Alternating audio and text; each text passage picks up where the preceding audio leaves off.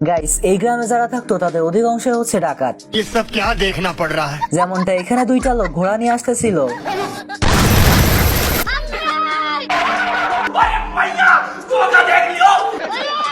আর তখনই এক পাগলে ভাত পায় না, নতুন পাগলের আমদানি হয়। মানে এই দুইটা বলদ আসে ডাকাতদের এলাকায় ডাকাতি করতে।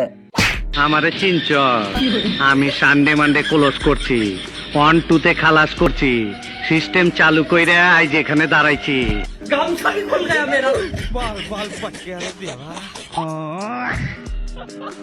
এখন যেহেতু এখানকার সকলে এক একজন কুখ্যাত ডাকাত, এজন্য এ বলদের ভয় কেউই পায় না। जूस पिला दो मौसम्बी का।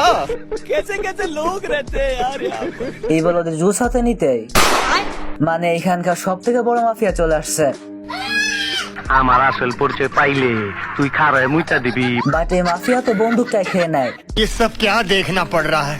তুমি জানো না, আমি ইচ্ছা করলে তোমার চুলকানির মলম লাগাই দিবার পারি। আমার মাফ করে দে হুজুর।